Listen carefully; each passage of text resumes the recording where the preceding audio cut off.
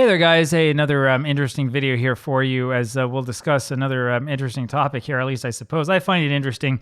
So the big question here today is when we're playing these replay type games, are we really controlling the team? Do we really have any control over anything? Or are we just sort of like watching the game play out in our mind's eye, as it is represented through the computer screen or through the dice or through whatever?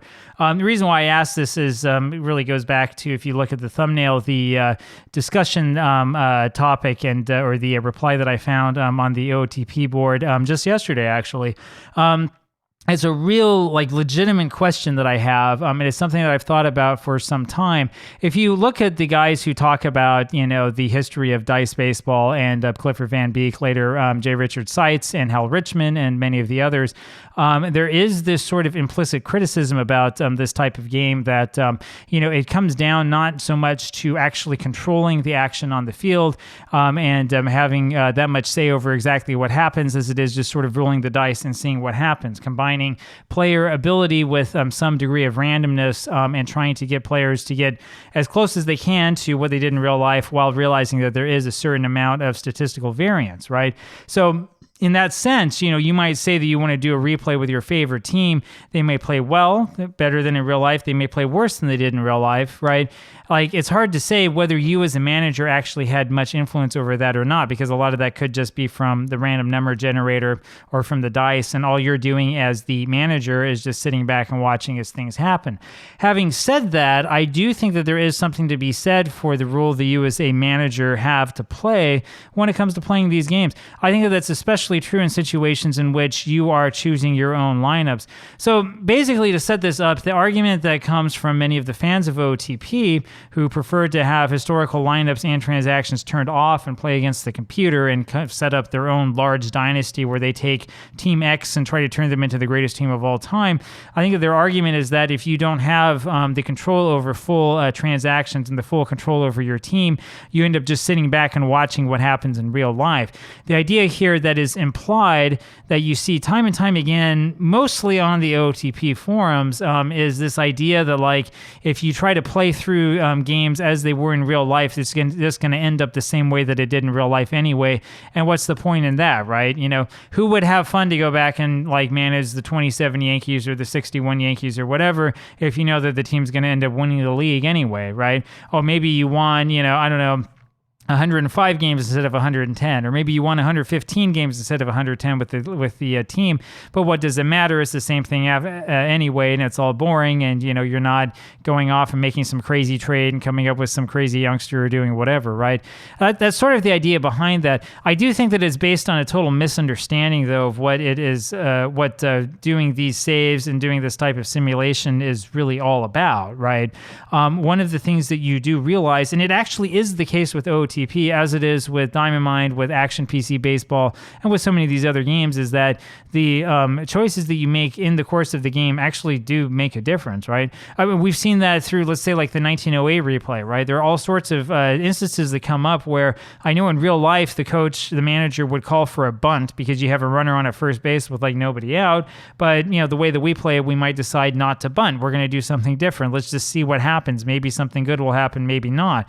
Or maybe there'll be a situation where you could argue against making the bunt, but we decide to bunt again, maybe because of realism, or maybe we do this because we think that we have a strategic advantage if we decide to bunt in this situation, right?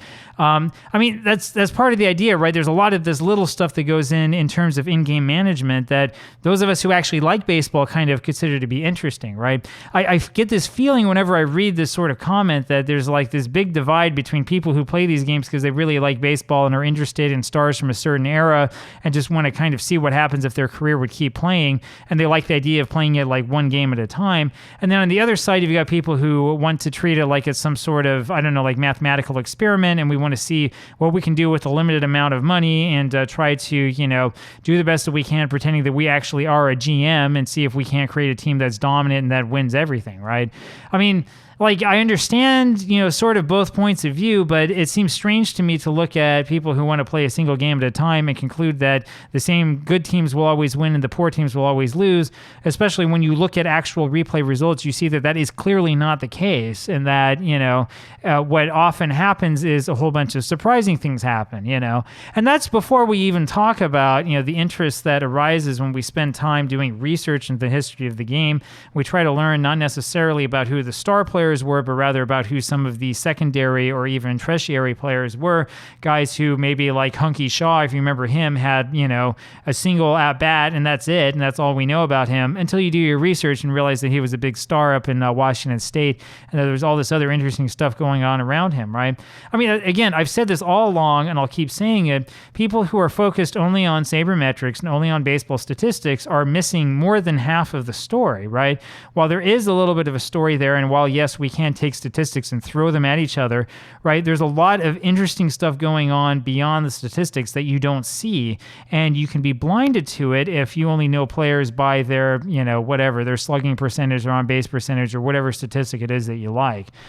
So anyway, it's kind of my question for you guys, right? Which is, well, I mean, what do you think about this? Is it sort of a waste of time? Or are we just sort of being observers of baseball when we play these games, and there's nothing interesting really going on, and that it's not really worth for us to do?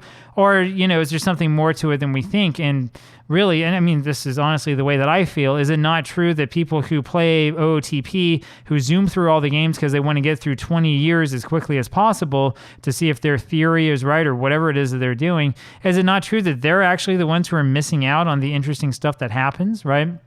I mean, I don't know. When you go to sit down to read like a long novel, say you want to read like a 19th century French novel, do you, decide to skip through everything, just read the Cliff Notes version so you know the basic storyline, the basic plot, and then say you read it? Probably not. You're probably going to want to sit down, take the time, pull out your dictionary, try to learn what he's talking about, and try to get yourself into the flow of things and into all the description and all of that other stuff. Well, it's the same thing that happens when it comes to these projects, right? You probably want to play through it slowly, to get deep into it, to have a feeling that you're really the one who's sitting down playing, and to sort of enjoy yourself a little bit and to have fun with it, right? Anyway, this might just be my opinion, right? I know that different people play the game different ways. I know that there are people who like to, skip through, only play like every fifth game or something like that. I mean, there's no gatekeeping that's involved here. It's perfectly fine. But I will say again that when it comes to replaying and to the art of replaying that is increasingly becoming a lost art, there's no better way to really experience that than to actually sit down and play game to game and to know what it's like. To know what it's like to not be able to use the reliever you want to put in because you just used him yesterday and he's too tired, right? To know what it's like to actually have to play the subs every once in a while and maybe not have the optimal lineup out every single day, right? That's the sort of thing that some of these games are really good at recreating. But, if we skip through everything because we think it's boring, then we're not going to actually know what it's like and have a good feel for the sport of baseball. Anyway, just a little bit of thought on my part when it comes to how this is actually played and how it actually works. I think that this stuff is sort of, I don't know, I think that the simulation games are somewhat underrated when it comes to all of this. I know that there's a lot of complaints about the OOTP forums and how they're not quite so popular anymore and on and on. While some people on the forums will point out, and this is true, that message boards are not as popular as they once were, I would argue, on the contrary, that it is this attitude and this general feeling on those boards towards playing the game in some way that is not Dynasty, we're going to win everything moving forward into the future. I would argue that that's probably the reason why people don't like going to the message boards, right? I see it all the time. People come up with some question that looks like it's straight out of somebody's old Strat-O-Matic project, and you think, well, I can see where this guy's coming from, and then the response to it is always flippant and dismissive, and you're a fool for thinking that it's going to be interesting to, I don't know, to keep the transactions on but not to use the lineups or whatever, right? Because what idiot would want to do that? I mean, who wants to post on a message board that's like that, right? Anyway, I'd love to know what you guys think, and let me know what you think down below. We'll talk to you a little bit later. Bye.